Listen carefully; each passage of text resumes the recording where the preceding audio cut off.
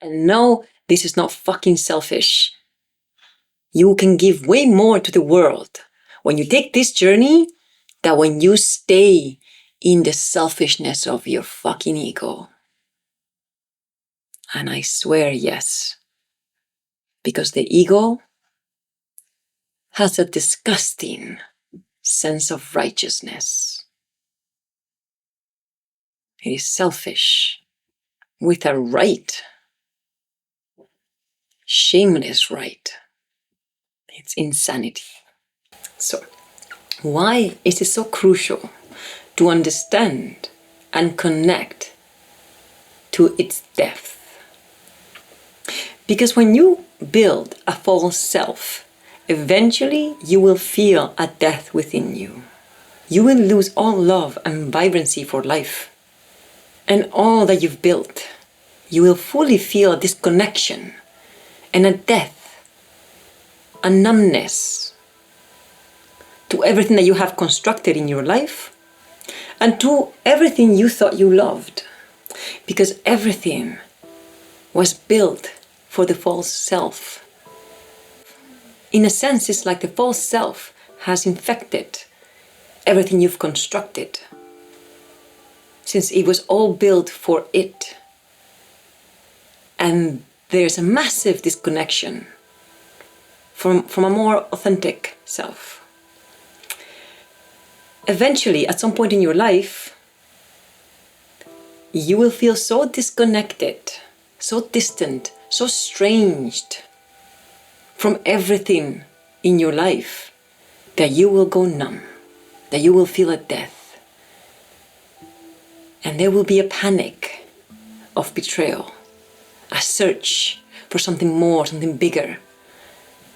You will feel empty. And that will be the time that your body, your being is calling for you to reconnect and reconstruct yourself from a truer part of who you are.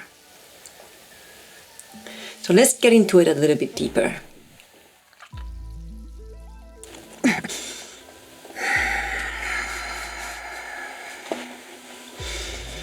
All right. Welcome back. What are we discussing today? The self. The self. A word that is thrown around so casually. And yet it's so complex. I know most people don't think about when they say or mention the self. Now, I understand that the self, how we identify about ourselves, is much more complex. In a sense, it's actually more complex and more straightforward than you would imagine. How can that be? This paradox.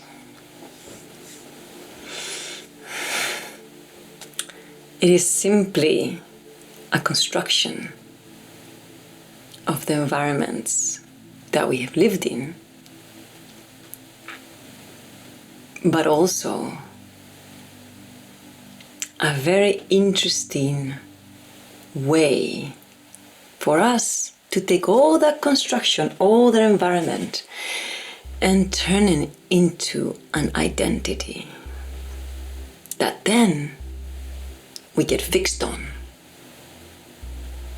And if that self, that identity, is threatened, we feel like the whole world is falling.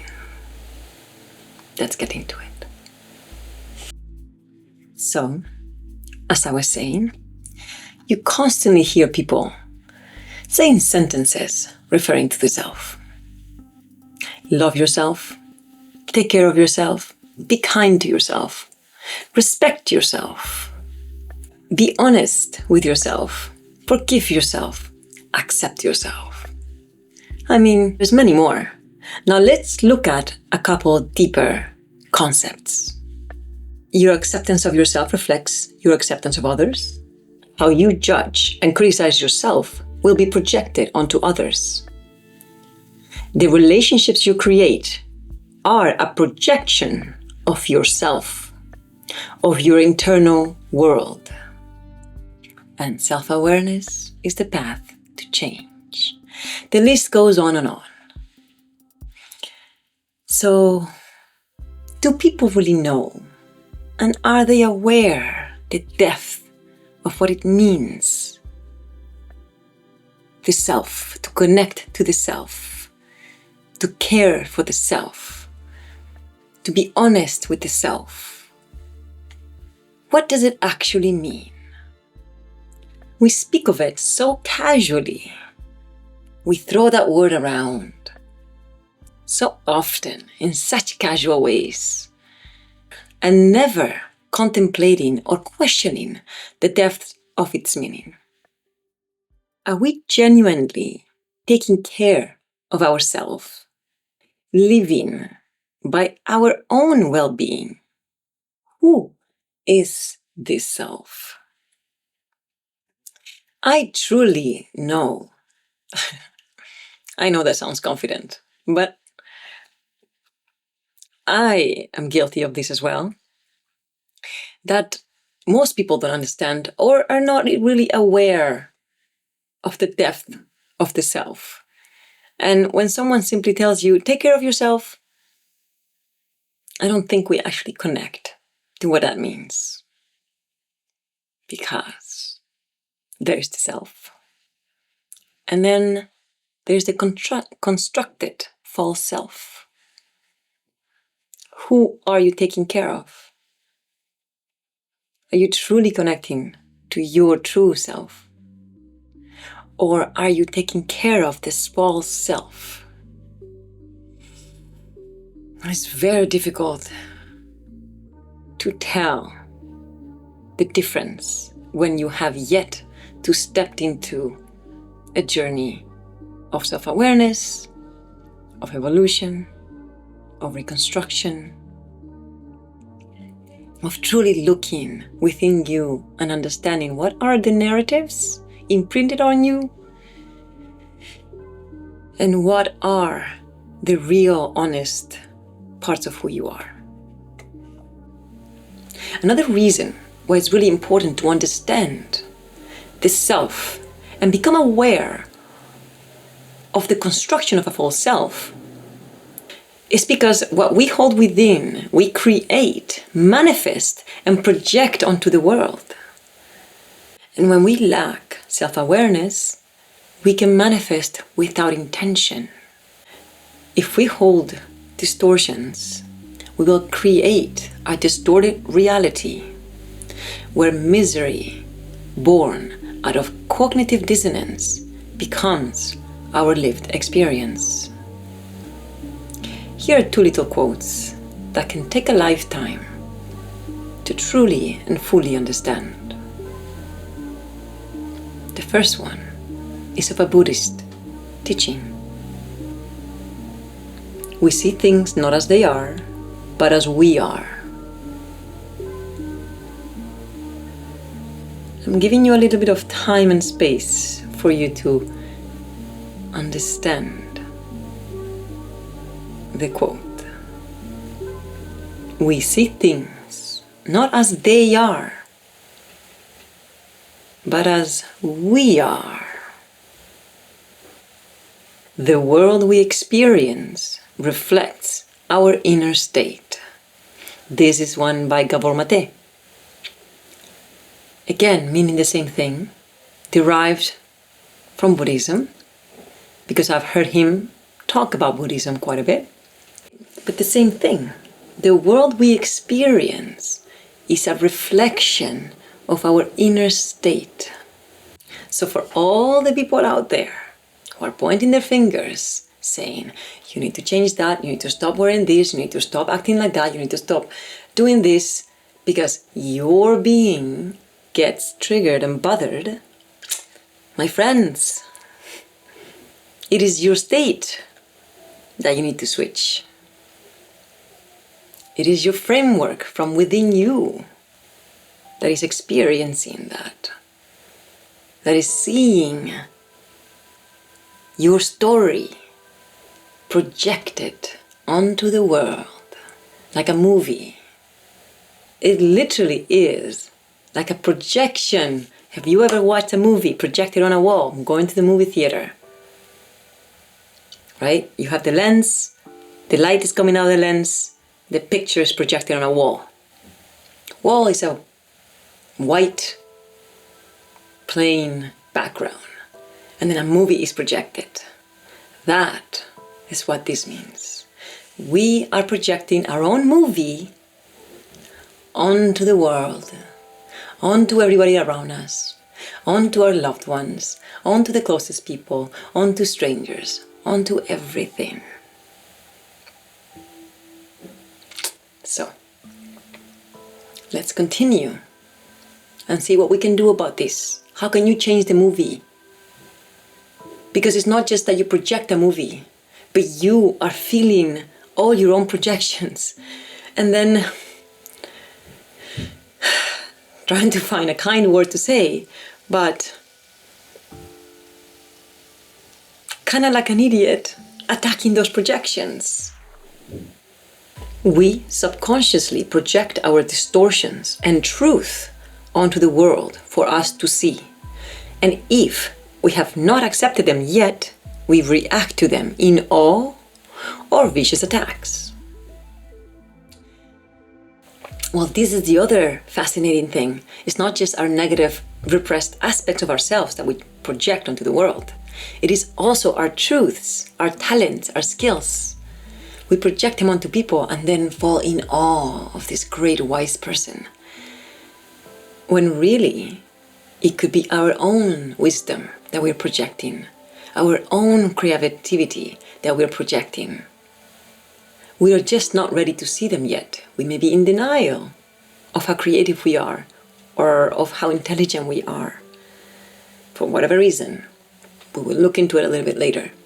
But just as a glimpse, we project our talents, our creativity, our wisdom onto others.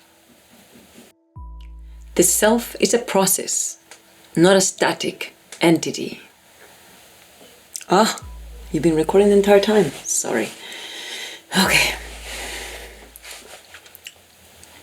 It is important to recognize that the self is continuously in flux. This dynamic concept can challenge our natural inclination to see ourselves as fixed entities. I am this kind of person, or I could never do that, or I'm not a morning kind of person, or I just don't like to put effort. That could be true in that moment, that you don't like putting effort, or at that moment you don't like to wake up in the morning, or at that moment you don't like to do anything specific. But it doesn't mean that that's who you are. It means that you have yet to experience that new thing, or you have yet to experience and create a discipline of, let's say, waking up in the morning early or exercising. You have yet to experience and evolve into a person that likes to do that. You can become. But when we cling to those static self-conceptions, we then become stagnant. And we create unnecessary suffering by resisting natural change and growth. In Buddhist philosophy, the self is understood as a dynamic flow of ever-changing elements, thoughts, sensations, perceptions, and consciousness itself. Our identity is not a solid, unchangeable core. Rather, it might be better understood as a river, appearing consistent from a distance but constantly refreshing its content. This dynamic sense of self is called impermanence, anicca, and no self, anatta. Now, let's look at the experiencing self versus the narrative self. Now, our consciousness exists in two distinct modes. which psychologist Daniel Kahneman describes as the experiencing self and the remembering self. The experiencing self lives only in the present moment, feeling sensations, emotions, and thoughts as they arise. This self exists in a perpetual now that is constantly in flow.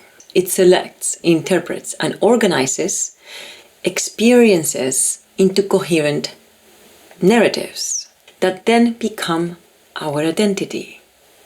Now, when we say be honest with yourself, often we are addressing this narrative making process.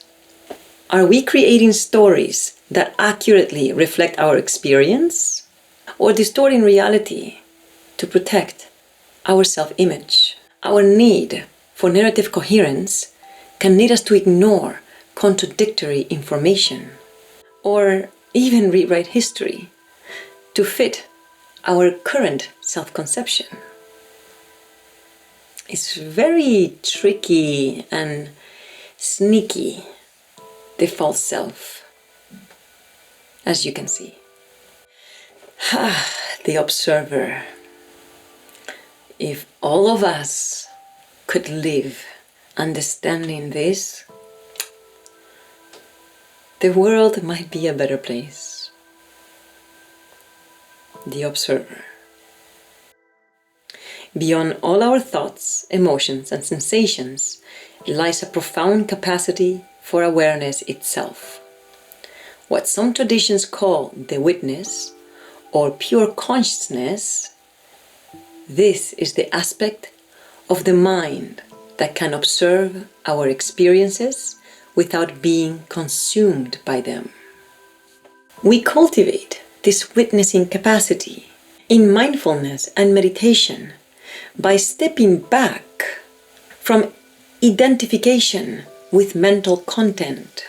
We learn to experience thoughts as events in awareness, rather than absolute truths and definitions of who we are.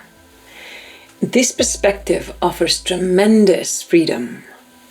When we recognize that we're not our thoughts, but the awareness in which thoughts appear, difficult emotions and experiences become less threatening.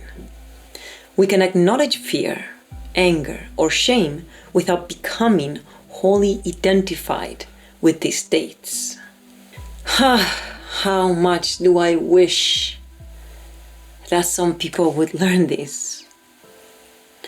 The amount of time I've experienced, the fear, the rage, the shame, the internal guilt, all projected aggressively onto me because they identified with that emotion and believed the narratives that followed, is one too many times.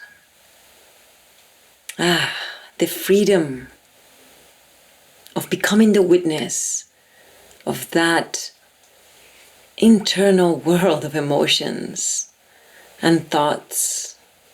It is extremely freeing and powerful. It liberates you and it makes you the owner of yourself. It empowers you rather than being subjected to that ever-changing world of emotions. In a sense, again, I know I wrote this in another, I made this in another episode, but it makes you a slave of your thoughts and your emotions. It completely disempowers you. It takes away your agency. How I wish. Of course, the people you care the most and the closest to you are those that can lash out at you the hardest and the worst. So I hope in their journey they will come to understand this knowledge and find peace.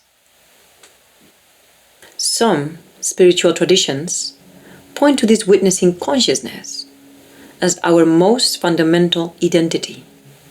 not a self in the conventional sense, but the spacious awareness in which all experiences of selfhood arise and dissolve. The development of authenticity and selfhood. For me, before I learned more about the self, I was under the impression that the self was something whole when we were born. So we had an innate sense of self.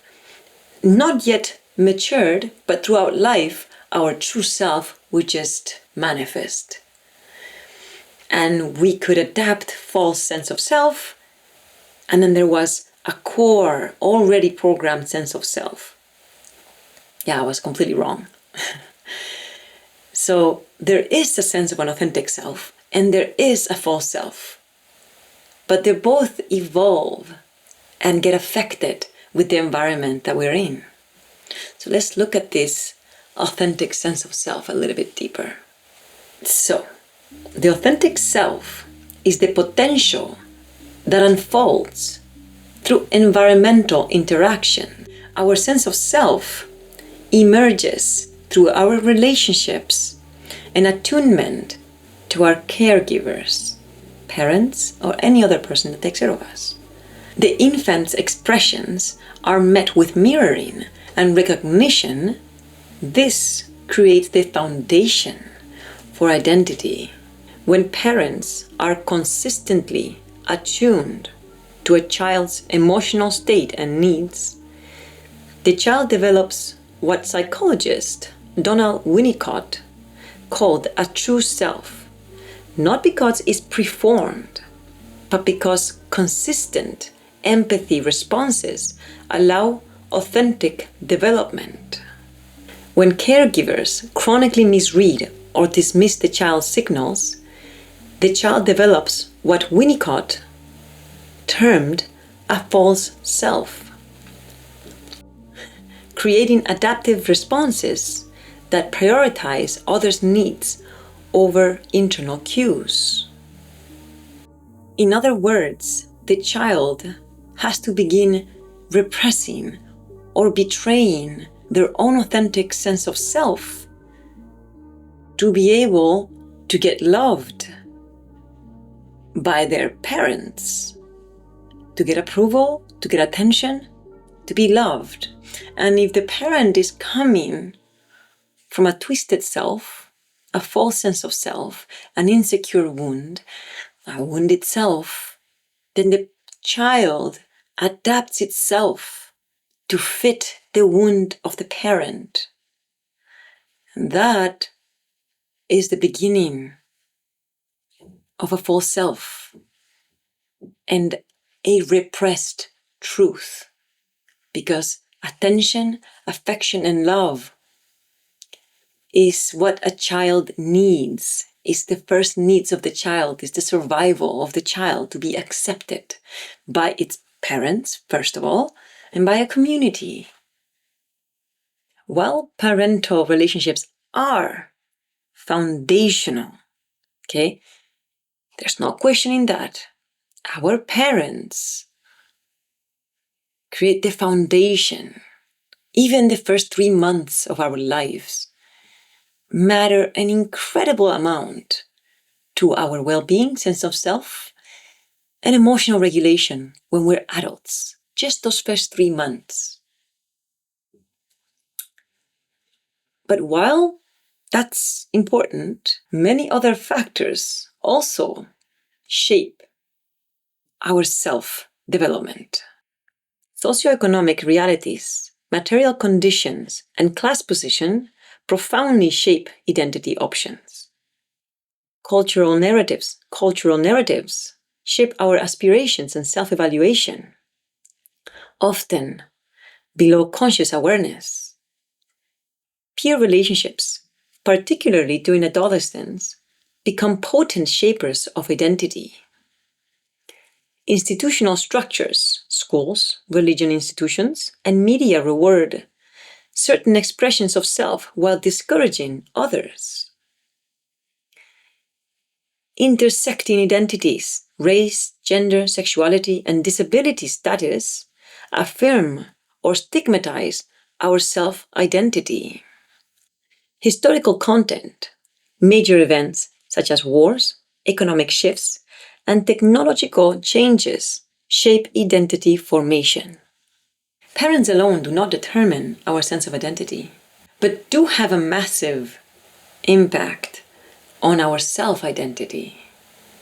As I've learned that our internal voices, those that say, you're not good enough, you don't deserve this, you're not smart enough, you'll never be loved, you're not worthy, or that you are great, or that you are good, or that you are smart enough. These are built, ingrained in us by the age of 7. Who are all these voices from, you ask? Our parents, our caregivers, our environment, the people around us. They imprint these voices, the things they called us since we were a kid. And those are then used by us to ourselves. We truly are like little ducklings that we imprint everything at that young age. And the other one that I find fascinating is our nervous system. In the first 2 years of your life, and even more fascinating, is the first 2 months of your life. It imprints the environment around you. And that will then be used to regulate or not regulate your emotions as an adult. If you grew up in a chaotic environment in those 2 months of your life, you will have a harder time regulating your emotions as an adult. Fascinating. So, if you grew up in a chaotic environment, you will perceive a more chaotic world, and you will respond as if you are in chaos, even when there's none, even when there's no danger. And of course, we will project and attack and say, you are chaos. You are the reason why I am suffering. No, my friend, no. You carry chaos within you. And that's what you're perceiving. Environmental pressures that shape and sometimes suppress authenticity are universal human struggles. Psychological well-being suffers when environments dwarf autonomy to promote belonging. So when you have to repress your authentic self-expression to belong, your psychological well-being suffers. It doesn't matter what culture, it doesn't matter how old, it doesn't matter where you live. It's just the human condition. You want a balance of both awareness of community and ability for authentic self-expression. This is where cultures negotiate the tension between individual authenticity and group harmony differently. The sad reality is that a lot of cultures have an imbalanced sense of self and community, where community belonging represses authentic expression. Over time, that creates a lot of suffering. Something as simple as your hair can have a massive impact. I know of my sister-in-law, who's Japanese, who has curly hair, natural curly hair. She was almost expelled from university because she was told to straighten her hair to look just like everybody else. And while she refused, because she said, it's my natural hair, I haven't done anything to it. I don't have a perm. And she didn't want to be straightened every single day to just fit society's expectations of straight hair. She had 3 professors complain about her hair. She was talked to by the principal and threatened that she might have to leave the university and her studies simply because her authentic expression was simply having curly hair. And most people in Japan have straight hair. You can see this a lot in America, where African American hairstyles were being extremely oppressed, where women had to wear wigs, straighten their hair, were not allowed to wear braids because they didn't fit the model of a white hair. Curly hair is unprofessional, unkept. No, it isn't. It is beautiful, it's exciting, and it's invigorating. And I think people are afraid because curly hair, braids, the way it's worn by African American women, it's so powerful. It's incredibly powerful. So to a person who has lived in a society that everything must be kept and repressed, it is a great threat to their sense of self. Free the curly hair. All right, now let's look at how self-perception creates reality. Both very powerful, but very dangerous when you're not aware. This is the same as the idea that we are self-fulfilling prophecies. Both ancient wisdom traditions and contemporary research support the principle that we see things not as they are, but as we are. I say it slowly so you guys can understand. So you can understand this concept, this sentence that can take a lifetime to fully practice.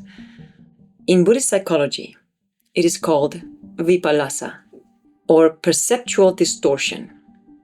The way our minds color experience based on conditioning and expectation. Cognitive psychology describes confirmation bias, our tendency to notice information that confirms existing beliefs while filtering out contradictory data.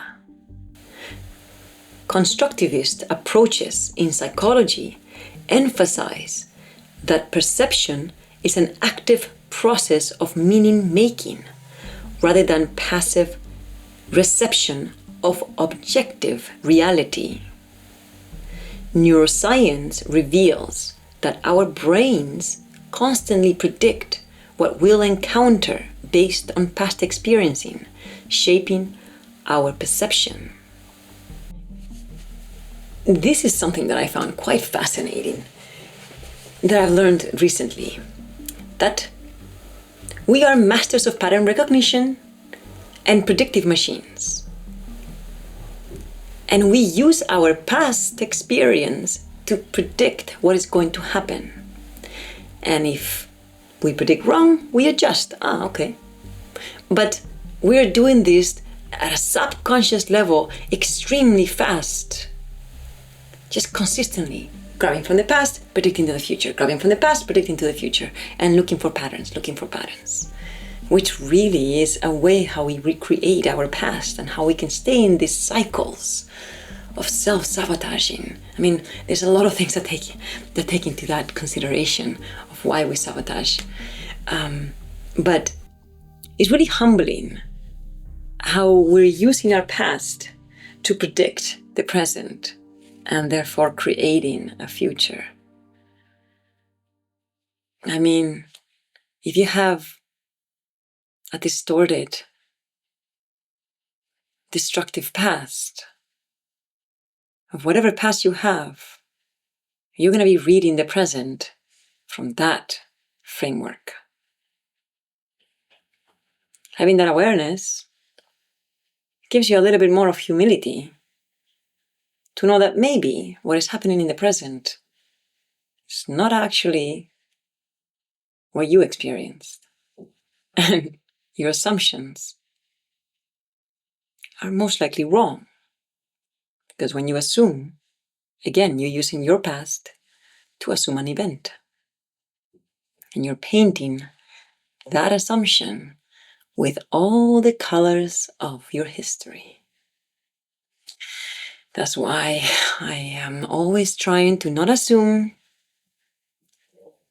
and I am always telling people to stop assuming. I guess especially when it's about me, when it's personal. So. This principle suggests that significant personal transformation involves changing our behaviors and our perceptual filters. Practices like meditation and mindfulness help us notice how our minds construct experiences, creating space between raw perception and interpretive habits. And it's not just meditation and mindfulness that one must practice to begin this journey of change. Yes, those are great, extremely powerful. But the true change happens actively in your day-by-day reactions to events. This is where you have to react differently to the same events, to the same challenges, to the same situations.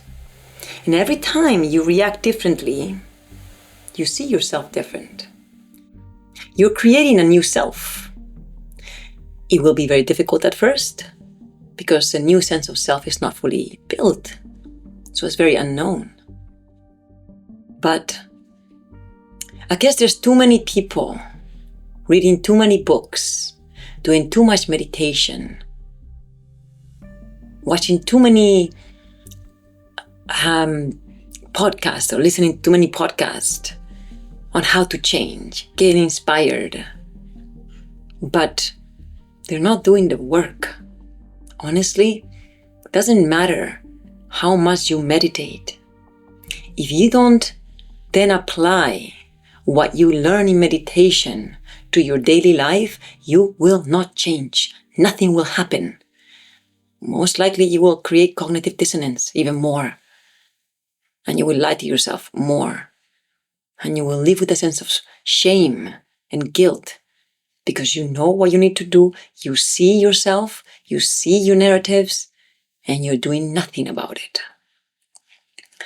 The only change that happens is actively in your day-to-day events. And this doesn't happen once, this doesn't happen quickly, it doesn't happen in a month. This can take years. It can take years to change a behavior. Definitely months, up to 6 months. But I'd say it takes 2 years of daily shifting your perception, shifting your actions, changing how you act in the same situations. It will take 2 years to start to see your new sense of self, to start to become this new, more evolved self. 2 years of practicing every day, every second. If you feel you want to judge people, you don't. you look at yourself and you want to criticize someone, if you want to put someone down, if you want to call them names, if you want to shame them, if you don't keep your word, if you don't value yourself, if you don't have boundaries, if you don't value others, if you degrade them, if you allow bad treatment done to you, it will take at least 2 years of practice every single day, connecting to that awareness within you and shifting your actions in the same situations. You will see who you become. It is one of the most rewarding journeys you will ever take. And no, this is not fucking selfish. You can give way more to the world when you take this journey than when you stay in the selfishness of your fucking ego. And I swear yes, because the ego has a disgusting sense of righteousness. It is selfish with a right, shameless right. It's insanity. This is also why two people can experience the same event so differently. Each perceives through the lens of their own inner state, perceptions, and past experiences. I mean, a present experience will be perceived differently on what past you have, what your inner state is, and what expectations you have.